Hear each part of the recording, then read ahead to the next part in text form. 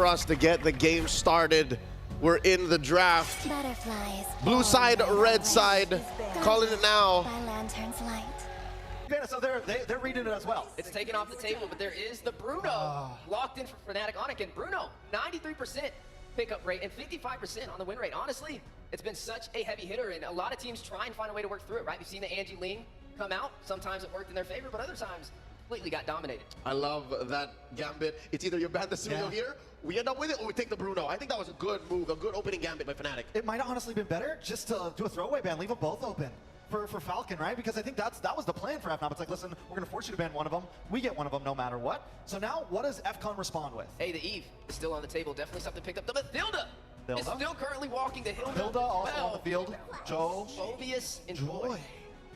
All right, so it's not like Dax was running out, not in the first phase. So they put Royal Milk on one of his specialties. If you ask me, so far in his history in M6, it's this, the Phobius, or the CC. This is comfortable. Game one, it is a best of 5. We have to remember that. And if there's going to be a time that you go to comfortable picks, it is definitely game one. And FCon just sticking with that. FNOP on the other hand, you pick up maybe Jungler here, Cho, Alpha, or that was a Fredrin to counter against the Joy. I like it, right? You have the Way of the Dragon, you have the crowd control, the knockup. To stop that Joy in its tracks, I mean, that's one of the hardest things with the Joy is the mobility. Now having a means to slow down and the energy eruption from the Fredrin as well is definitely a power move from Fnatic Onic. Believe it or not, this is just King Kong's third hero in all of M6. The Beast has played Joy, the Beast has played Suyo, and just this, the Fredrin. Folks, quick fun fact about Kid X, he holds the highest assists in a single game record in M6. That's 20 with the Hylos. He scored that against NIP Flash, and he's, by the way, the #1 tank amongst aggregate scores in all of the tanks, all the roamers in M6. Hey, and speaking of that, now we get our tank locked in. First phase for the side of FCon. It is the Tigreal, and we saw how good this Tigreal did against Fredrins in the past. It's a beautiful answer to it. It's a great way to either push away, lock him down for a second, and give this Joy the ability to do whatever it wants in the pit. Now, coming into bans, second phase, FCon still are going to need a gold laner, they're going to need a mid laner, an FNOP mid laner, and then EXP most likely. And there goes that Hilda ban, going to take that off the table over there from Falcon Esports. Now, we have yet to see the Mage from either side. I mean, we have the Eve still available, the Aurora still can rise to the occasion. You know, I would say they could have went for the glue on Fnatic Onic, right? Especially when you have this Phobius, but without the Mages on the table, the Vexana is still up for grabs. And that's exactly what Fnatic Onic attack. This is a PX7 special. 1/3 of the triple X. You take it away, you force him on something else, which I think they were expected to come through because a Tigreal and a Vexana, ooh, that's a lot of CC. Hear me out, FCon, good mid laner choice. Aurora would be nice, I think we might see the ban, but we've seen this Sicilion a few times, we've seen it do great against the Fredrin, another big ranger, long distance mage. I think FCon, you find something that's backline, heavy backline. I'm with you, because so far, Fnatic Onic, they have good front line, they have good front to back, but who are you gonna send to go catch PX7 if he does get his hands on a Sicilion? Does Fnatic ban it here? Possible. Is it could be. I mean, we've been building up the end game. Because Eve is still open. Eve is still open. That's another big backliner. But they need a mid laner too, so it's like we also want to look for counterplay. We want to look for these ideas. And Prince on the Eve was a thing of beauty. Yes. Prince on the Farsa. Now, they ban it. Oh, Louis. Ooh, call me crazy, right? FCon's got to take Eve. But I say, yeah. Got to take this Eve up while it's available. They're going to take the Farsa, though. Going to lock in on a different side of artillery. But that was also, we saw Super Prince on Farsa yesterday, too, which was disgusting. So, either one. He made the Mage Prodigy look like a prodigy. Like, you are the prodigy, I'm the monster. That's what happened yesterday. So what does Prince pick up now? I mean, is the Eve still viable against Farsa? That's fighting fire with fire. Oh, yeah, you're both just long range. Whoever gets a better position in that, it's that. Does set up a better box, or at least an equally sized box, because you also have a Tigreal for FCon. Yeah, and you also have a Cho, which still can be flexed to the XP lane. If they do that, technically they can pick up the Mathilda. With the Eve in there, you have a means to escape, and you have a means to engage, and I think that would be a good read, especially up against this composition. A flex like that could be vicious. Kirk has played it, and what a read! Wheezy, on point! Mr. Weezeman. Wheezy F, is that for Fnatic? You got that Faramis Matilda combo. Dirty duo here. We've seen it just a couple of times, a handful of times in MPL Philippines, and boy oh boy, was it quite the combo. So what's left for Falcons here? They still need a hero for Benny. Gold lane, I mean, against the Faramis, what? They could pick up something like the Claude and go. We've seen a little bit. It's not that great right now, but at least counters, you could pick up De Beer's Passion, or Melissa. Or Melissa. So stop the dive. Claude, Melissa are kind of I think that's the way we go. Yeah, I would say Natan, but I don't know, looks a little shaky here. I think that's a good read. Definitely something that can play for survivability. You have a very heavy dive-centric composition and sustainability from Fnatic Onic. So as we are seeing that last pickup, carry locked in. I mean, it does deal with the tankiness of Fredrin, but that Cult Altar, that's what I'm seeing the lack of right now. But at least they have the joy to help. This is what Royal Milk used in game number 1. It's out. I know we've got a crowd here, so IOI Convention Center, are you ready? It's a ticket to the top 4 in Oxiana on the line. It's our first best of 5 heading into this game falls out. So here we go. Let's jump into the game here. It started off game number 1, the best of 5. Ready to break this out again. As we get a look at the junglers, this is where it's really important. King Kong and Dax. We'll see if they can step up, especially Dax here. He's done amazing things, but again, this is against King Kong. The guy has been the king of the jungle so far. Before we break it down a little bit further, everybody, congratulations for all the XP. And now we can catch back up. Again, only a minute into this. So nothing too crazy just yet. I'm not sure also if we got a glimpse at the emblems, but maybe we get a picture at that. We can see them here. King Kong did go Concussive Blast with the Fredrin. He is going to be up against Dax running that Temporal Rain. This is the typical thing we've seen from the Joys here. But also with this, again, it's Royal Milk. I think if anything for Fnatic to deal with, it's not letting Royal Milk have that kind of similar experience he had on the Phoveus yesterday, where he was just had a massive game in his favor. Yeah, again, he started out strong with a 707, looking at the emblem set. Okay, so King Kong really go. Oh, Dax! Forced it down. Brusco. I was just busy looking at the emblems. And Dax, it all happened in a flash. Took down the Bruiser with 1 electrifying beats. That's how fast it can happen, especially with a Joy across from you. So now Turtle's up. Fnop's going to start this up. They do have the advantage. And now we can catch back up. Again, only a minute into this. So nothing too crazy just yet. I'm not sure also if we got a glimpse at the emblems, but maybe we get a picture at that. We can see them here. King Kong did go Concussive Blast with the Fredrin. He is going to be up against Dax running that Temporal Rain. This is the typical thing we've seen from the Joys here. But also with this, again, it's Royal Milk. I think if anything for Fnatic to deal with, it's not letting Royal Milk have that kind of similar experience he had on the Phoveus yesterday, where he was just had a massive game in his favor. Yeah, again, he started out strong with a 707, looking at the emblem set. Okay, so King Kong really go. Oh, Dax! Forced it down. Brusco. I was just busy looking at the emblems. And Dax, it all happened in a flash. Took down the Bruiser with 1 electrifying beats. That's how fast it can happen, especially with a Joy across from you. So now Turtle's up. Fnop's going to start this up. They do have the advantage, and it's quickly going to go down. So they are going to just trade this out. King Kong will secure that. But look at the moves here from Falcon Esports. Dax trying to take the purple. Might get cut off here, not able to go and secure it. Oh, here comes Keldra, and the kick also getting gacked up by 4. And that's the trade Fnatic Onic Philippines went with. They got the turtle plus a shutdown onto Dax. So they get that, they make it work.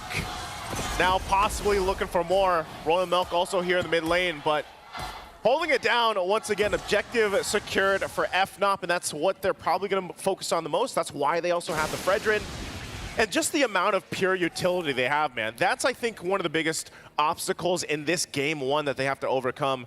Here we go again, now taking a look at the emblems. Look at all the quantum charges here for Fnatic. Of course, plus the 2 concussive blasts to help with that clear speed, but tanky enough to sustain a lot of the damage. We'll see if it works out. Kid X. Implosion, Sacred Hammer gonna connect with Super Prince, making sure Kirk is safe with the Nether Realm, but that's 1 major resource expended by Fnatic Onic Philippines. So far, Kid X still a good catch. This is what I was saying, though. It's all about getting through that utility. I mean, we're talking about a Matilda and a Feramis.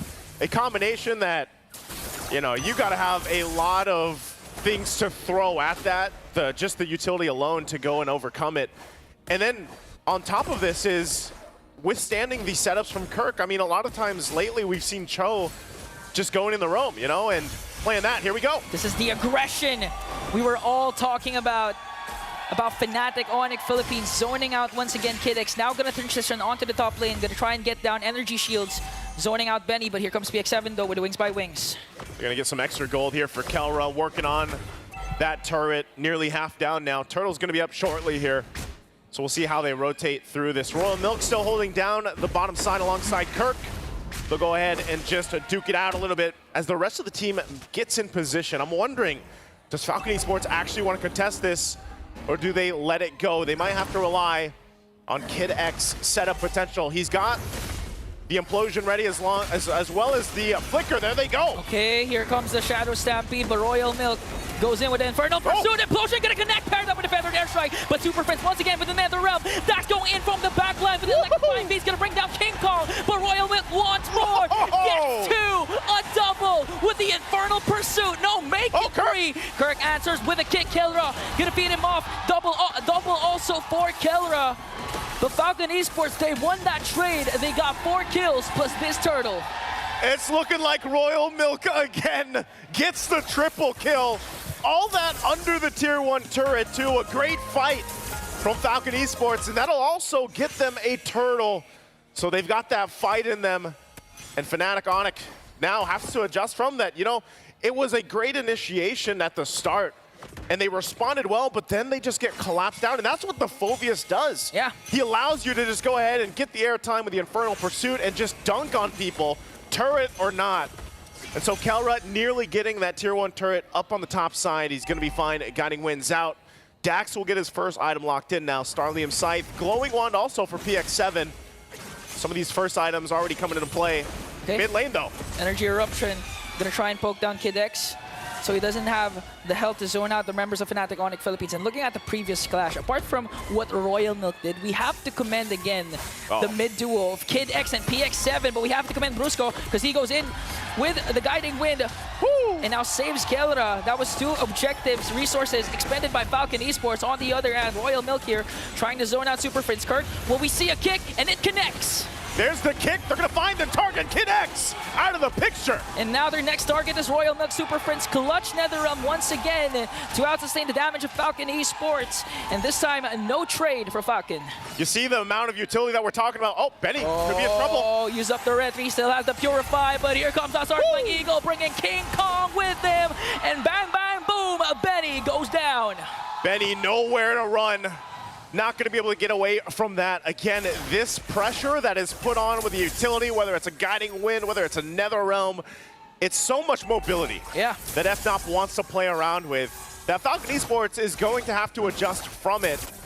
But still, you have to take a look. Jungle's doing fine. Dax is there. PX7 will go ahead and clear out the wave with the Feathered Airstrike, and now Turtle up. Last one in the game. 1 for 1 for both teams. Still, Falcon Esports can choose to fight this. They're going to keep Benny up on that top side, possibly trading if they can. Royal Milk will go ahead and just hold this front side. Uh-oh, hold on. They got to watch out, though. Kirk on the hunt for this, too. Still, this could be a full-on fight. 5 versus 4 here. They're going to force Kid X back. Dax might try to jump in. Gets, oh no, he's in trouble. Oh, the kick flicker combination from Kirk to take down Dax. And now they're going to get a turtle, but Benny answers back with a turret top takedown. Now Fnatic Onic Philippines, they're in a roll, in full control. King Kong used up his retribution to force PX7 to use the flicker and wings by wings. Fnatic Onic Philippines holding to a 1.7k gold lead. Good push from Benny. At least they got something out of it, but Fnatic getting a whole lot in this. They're going to drag Kid X. Shadow Stampede, forced to use the Sacred Hammer for Kid X to walk away.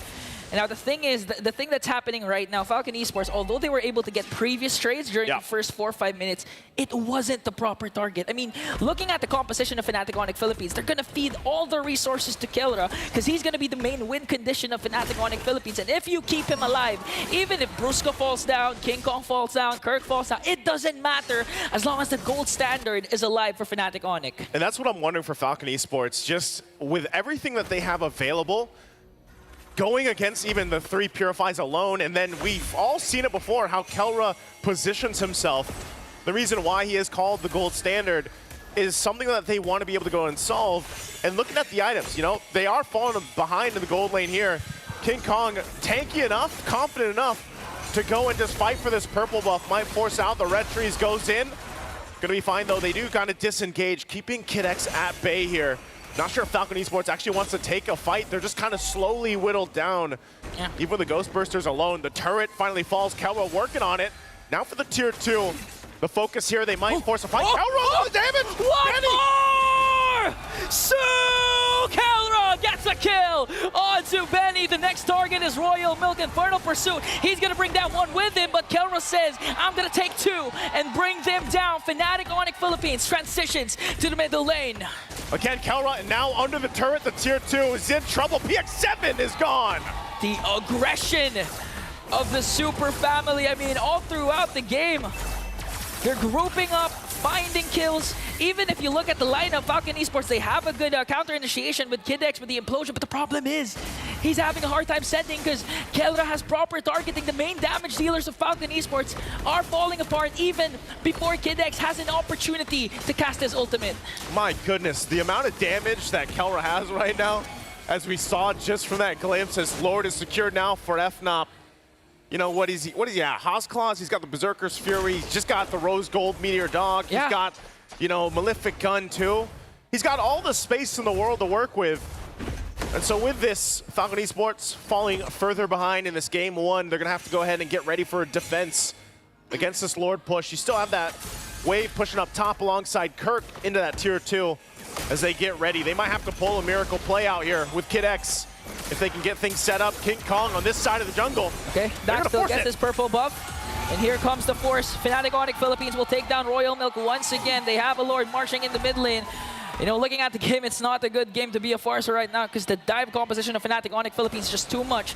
I mean, you have Cho, you have Matilda, even King Kong has been diving for Fnatic Onic Philippines, and now they're sieging in with the Lord. PX7 casts his Feathered Airstrike, but has to cancel it right away because of the threat Fnatic Onic Philippines has. Looking to close the game out, still with the Lord marching in.